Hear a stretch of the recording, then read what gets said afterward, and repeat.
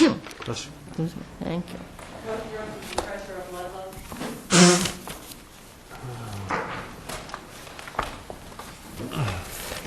Thank you.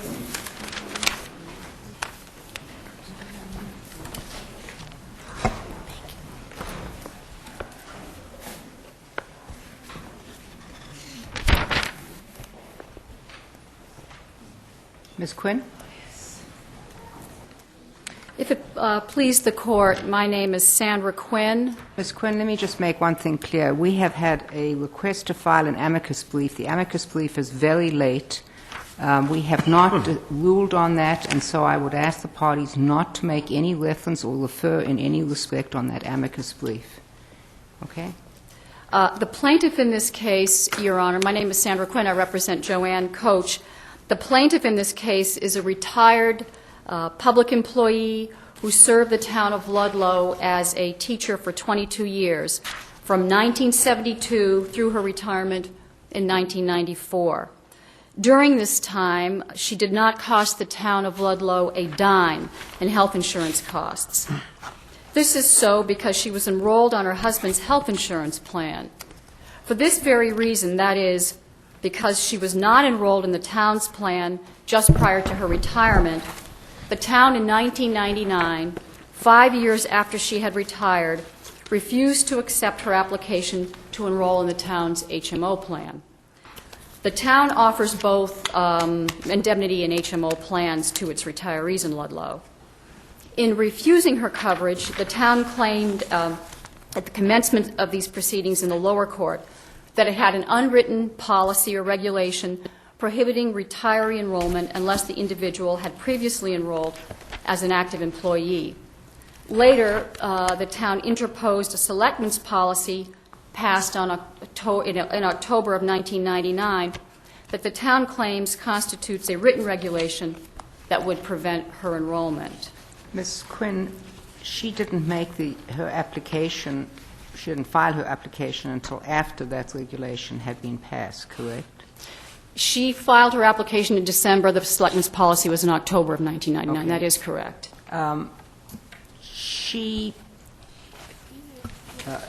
I take it that her position is the policy itself is improper? Her position is, with respect to the policy, her position is it doesn't say that she needs to retire. No, it does now.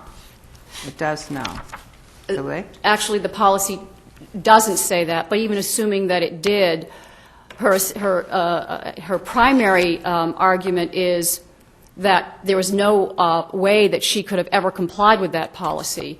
When she retired in 1994, there was no policy. No, I understand she's challenging the application of the selectmen, what do we call it, a regulation or a policy? Policy, yes.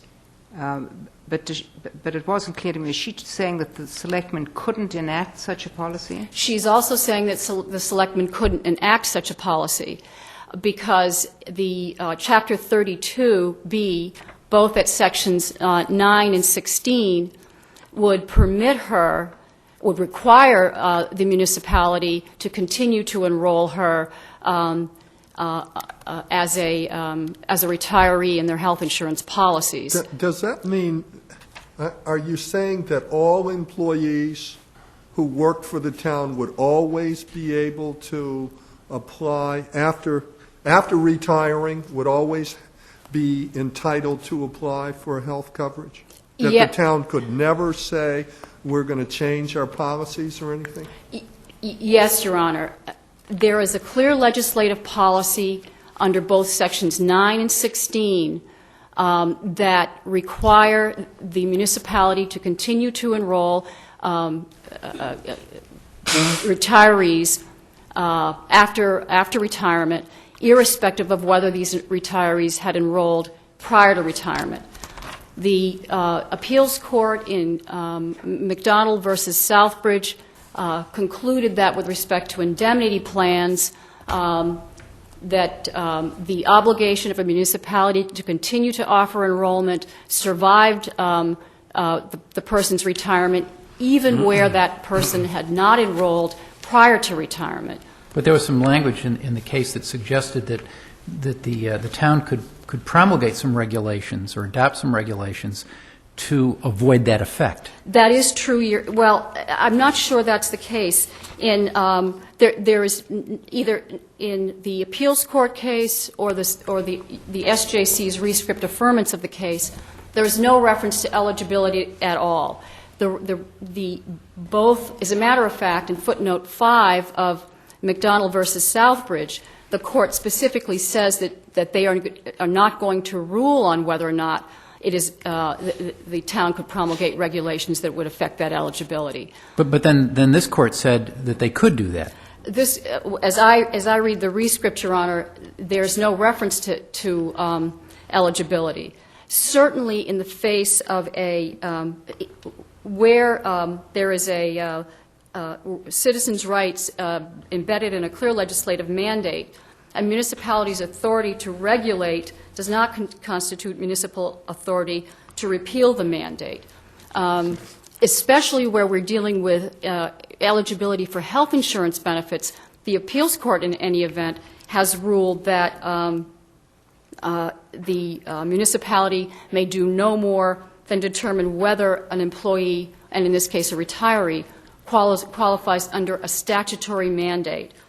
That's why the appeals court held where a teacher was otherwise qualified as an active employee under Section 2D, that the city of Peabody could not refuse to enroll that teacher because he was also enrolled on his wife's private plan. In addition, the appeals court has ruled that the city struck down some sort of policy, not a promulgated regulation, but a policy that would permit the city of Lexington to impose an additional criterion for eligibility. That is, that public employees must work for 25 hours a week as opposed to 20 hours a week, which is the statutory maximum under 2D.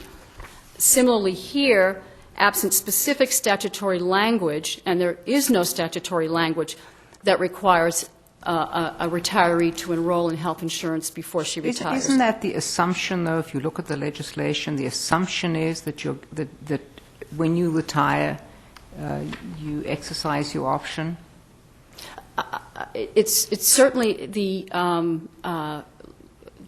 that first of all, it seems to me settled by the McDonald versus Southbridge case, where the appeals court affirmed by this court interpreted the language of Section 9 to obligate to constitute a continuing obligation on the part of the town to offer health insurance, irrespective of whether somebody had applied before he or she retires. And if we're looking at HMOs in particular, the language couldn't be clearer. In Section 16, the law provides that the town shall offer HMO coverage to retirees. There's no notion or principle in that statute that suggests that that the obligation is continued from the employee's active status. In a post-retirement situation, is there a premium paid by the participant in the plan? Yes, there is. So your situation would contemplate that while a person is healthy, they know they're healthy, they don't have any costs, they would not be required to contribute to the plan. But as soon as they become ill, they can then opt to pay the health premium. And therefore, what we could have is hundreds or thousands of formerly employed persons who simply decline to participate, knowing that they're healthy, and as soon as they're confronted with any expenses, they opt in. Isn't that contrary to everything that we're working towards at the moment? I would say, Your Honor, that if this Court upholds the right of a municipality to require enrollment in health insurance prior to retirement, we would have to advise all of our clients, even those who were intending to go on alternative health plans post-retirement. Yes, because when you have an alternative health plan, sometimes, one plan doesn't cover all of the costs, so people get double benefits, and I don't know what, in this case, there was no indication that she chose to join the Commonwealth to exercise whatever rights she had because she had become ill. It was because her spouse had passed away, correct? He retired, Oh, and he retired, his and plan became unavailable to the He couple. became unavailable, but presumably at the time they were contributing on a family plan basis, correct? That's right. And if you don't, let me just pick up on that, and if the towns don't have the opportunity to do this, they'll be hit by a surprise later on. They're sort of put at a disadvantage because they can't establish what their experience is for the rating purposes, for how much they'll have to pay. They don't know what it's going to be. At least if they require people to sign up before they retire, you'll know how many people will be on there. You have a better idea of what your experience is, and you won't be hit by any surprises in rates. Well, certainly the town could promulgate a regulation that requires employees who have retired to continue to update and report about No. their We're talking about healthy people not contributing and sick people opting in when they're sick. Except that, Your Honor, if you uphold this regulation, the town will be obligated to those sick people anyway. It's just that they will also be obligated. But they will also have the premiums of all the healthy people. That is the whole debate, that lots and lots of young people who are healthy don't contribute, and you have a risk pool which is all elderly sick people. They would have to pay the premiums of those people. The employee would have to pay the premiums, but Ludlow would also have to pay its share of premiums, and the premium is 80% in Ludlow. So what Joanne Cioch saved the town was an 80% of her premiums for 5 years. What the regulation that the town should promulgate is providing some sort of incentive for retirees to stay off the plan for a period Why? of time, and to save the 80% premium that the town is obligated to pay if they remain on the plan from day one of their retirement. They saved 80% of the premiums for Ms. Cioch for 5 years. And the town also, at Appendix 181, page 181, appears to have adopted Section 18, which puts a lion's share of the cost of health insurance for Medicare-eligible people to the federal government in the form of Medicare, having a very economical, having the town obligated only on a very economical Medicare supplement plan. In the case of Ms. Cioch, she was out for 5.5 years. The town didn't have to pay 80% of her premiums. She's now 65, and she's transferred in large part to Medicare, with the town's only burden a Medicare supplement plan. Can I ask you this? You say that Section 16 really requires that the HMO plan be provided to retirees. Could you tell me precisely where it says that, or where it says that in terms that the town could not limit it in some way? And I'll have to say to both counsel here, I don't have Section 16 in front of me because the briefs are supposed to have it. And the certifications at the end of the briefs say the briefs are in compliance with the rules, including the rule that requires all statutes referenced to be in the brief. So please explain to me where Section 16 says this. It says, upon acceptance of this section, the appropriate public authority shall enter into a contract to make available the services of a healthcare organization to certain eligible and retired employees. Shall make available. Shall enter into contract to make available. Then it goes on to say, as it deems to be in the best interest of the governmental unit and such eligible persons. We don't know who the eligible persons are, I assume. Anyway, it says that, and then it sort of suggests that the town actually has some control over it.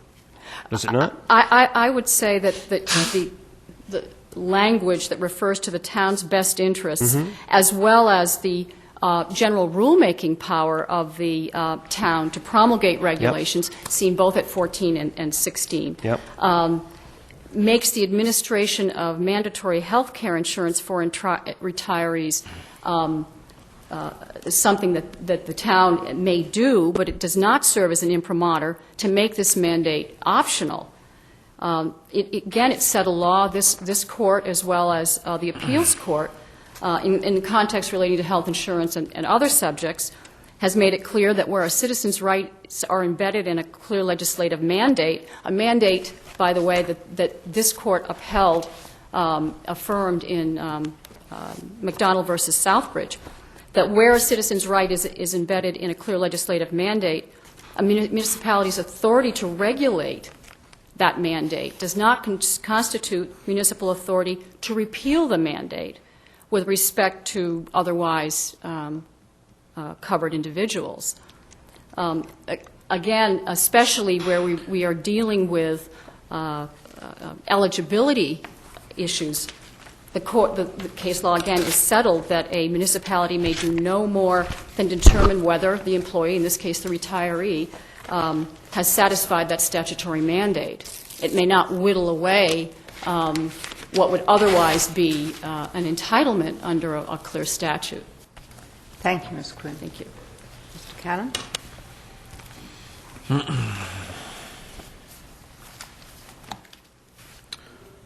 Good morning.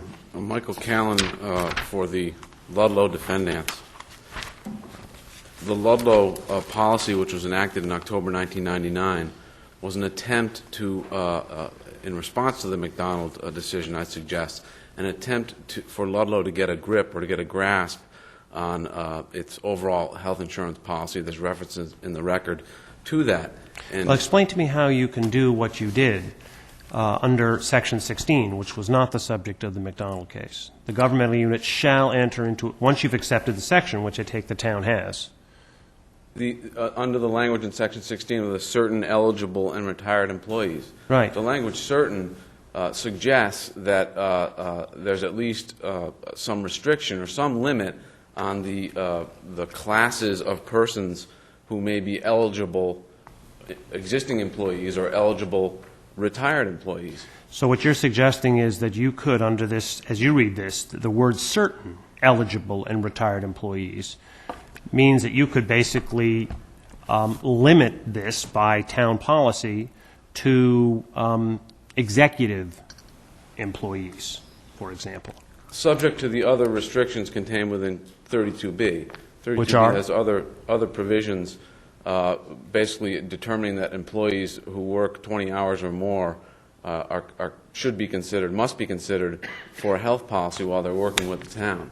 And I think that particular language, certain eligible and retired employees, I'm reading together with. So you're reading it with the other requirements, those that meet the other requirements, and the other requirements are that they work at least 20 hours or they be retired, aren't they?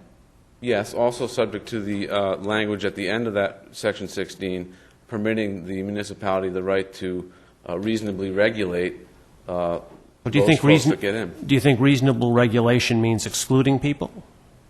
I mean, is that a reasonable regulation of the plan to just exclude people? It does not exclude people. It permits folks who are employees and restricts to only employees, eligible employees, the right to opt into this particular plan.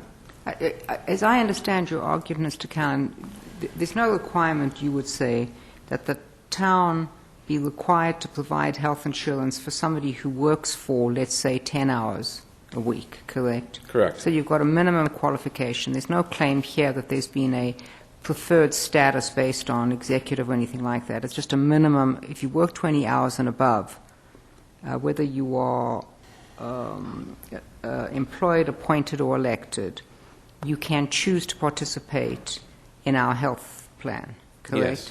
And you have to fall within that category. In other words, work 20 hours or more, and you must choose at that time to opt into our health plan. If you fall within that category, you are eligible to enroll. Okay. Which is when somebody has worked, let's say 37 and a half or 40 hours a week, for 15 or 20 or 30 years, and they reach just normal retirement, because of length of service or age or whatever it is, and they become a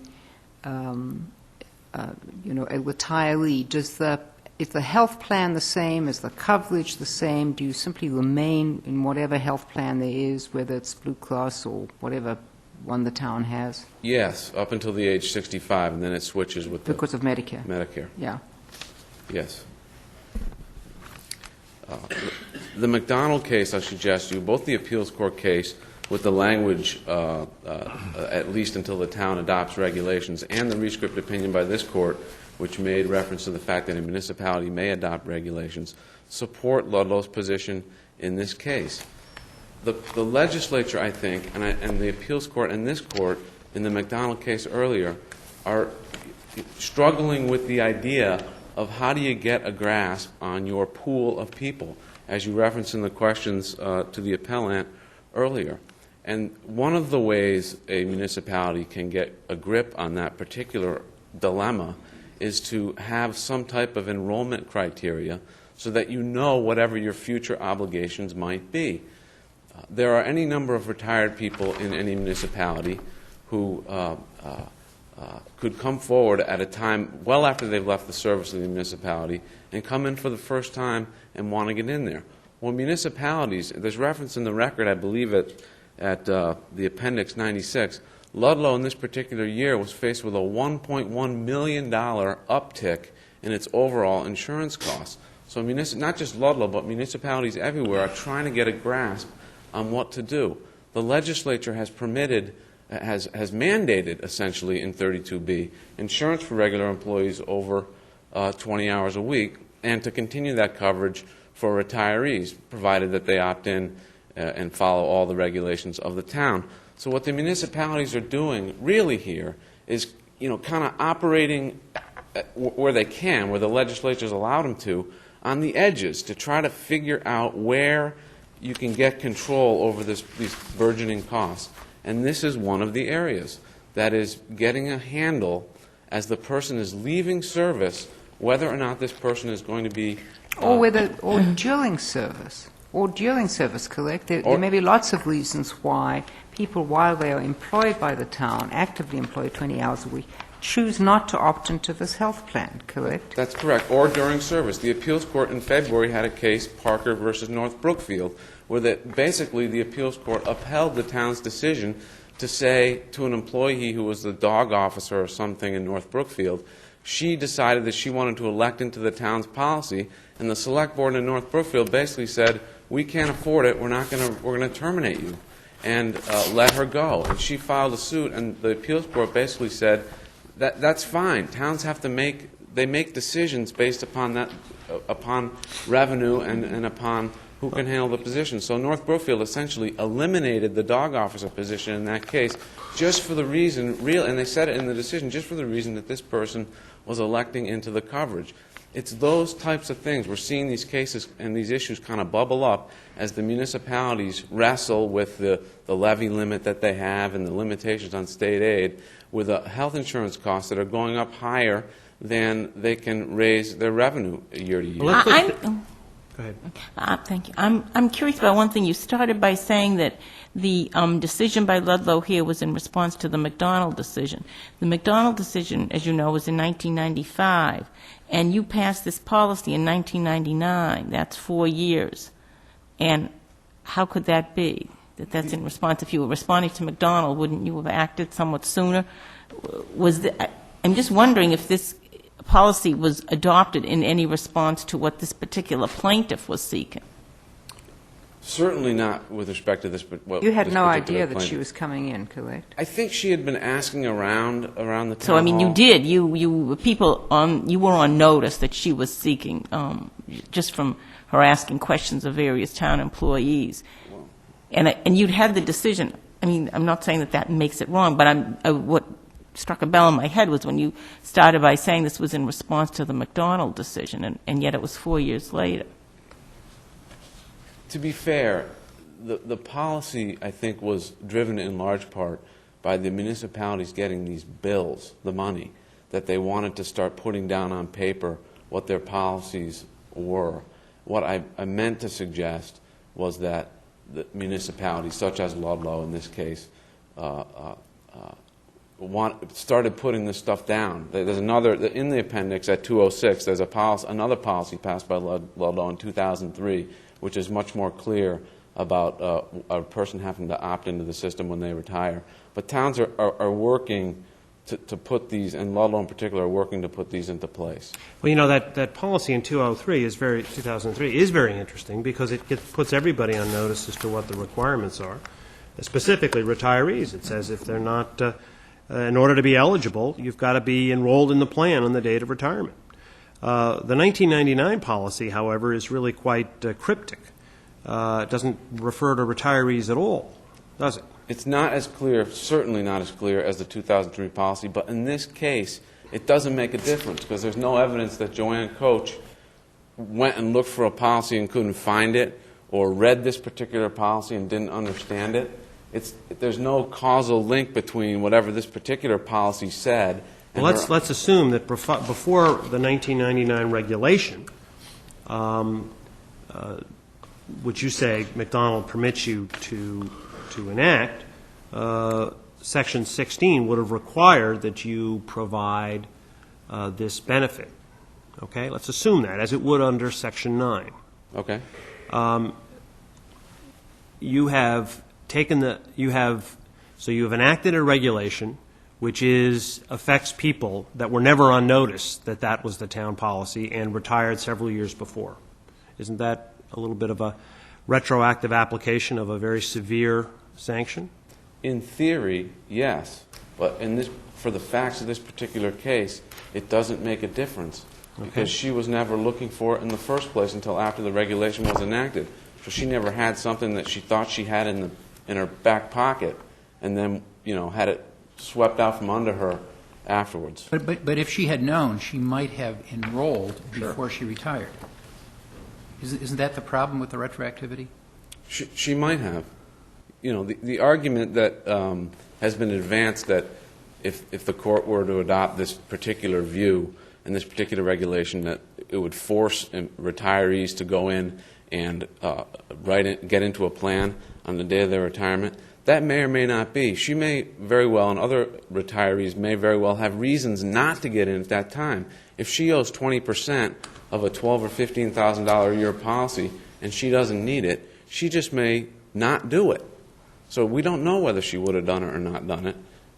She never looked for it and asked for it. But the point is that, as a matter of policy, maybe it'll force people to go in on the date before their retirement and opt into a plan. No, but I then don't maybe know. you will change your regulation so that they will have to have been a member for 3 years, 5 years. Exactly. Or the towns could be in a position where they're finding hordes of people coming in when they're retiring to sign up for the plan, and the towns will realize maybe this isn't such a great idea after all. So would you then be able to enact another regulation saying, well, now unless you've been 3 years, unless you've been enrolled in the plan 3 years prior to retirement, you're not eligible? Would that have retroactive effect? So the person came in on the date of retirement and you just, the 2 days after you enacted this policy and said, I'm now ready to join, and you said, oh, no. We now made it, you have to be 3 years, so you don't qualify. No, you couldn't do that because the statute allows a person who is an employee to enroll. You must, if you're an employee, the statute, the scheme is fairly But it clear. says certain eligible employees, and you would make those who hadn't been in the program for more than 3 years, they wouldn't be within the class of certain eligible. I don't think that the statute allows you to do that. The statute basically requires that if you're an employee, that you be allowed to enroll. And that's your argument here, All right, that she isn't so the an employee is employee. allowed to enroll, but maybe the question is not that clear. You decide that you decide that you want a regulation that says in order to be eligible for retirement health benefits, you have to have been enrolled as an employee in the plan for 3 years prior to your retirement. Okay? Okay. And someone comes in who's been in the plan only 2 years, for whatever reason. I take it they don't have to be in the plan while they're an employee.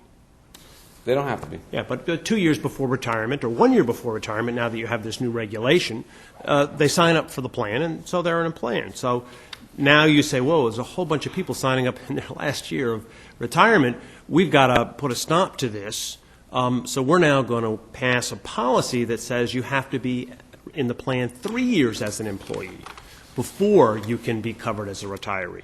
Would that be okay to do, thereby cutting off those persons who... No, because I think that the language to focus on in that situation would be the continuing language contained within Section 9. I mean, if you come in, there's no question in my mind that if you're a regular employee of the town, you are entitled to enroll in the health plan. At any time. At any time. The day before you retire, the hour before you retire, you're entitled to come in. There's language in Section 9 which is, I think, pretty clear that the municipalities are obligated to continue coverage. So there's no real distinction between retirement coverage. So you couldn't and employee regulate coverage. that? You couldn't say, you couldn't regulate that? I think that's stepping right squarely on the toes of what the legislature has told us we have to do by providing the coverage for the employees. And if the employment if the health coverage simply continues into retirement, then that's the way it is. I think that particular regulation will be going too far, and clearly the town would be regulating in contravention of what the legislature has mandated for us. Of course, as you point out in your brief, Section 16 doesn't have that continuing language. No, it doesn't. So under Section 16, you could cut them off from that benefit. Is that your suggestion? Yes. Okay. Thank you. Thank you, Mr. Callan.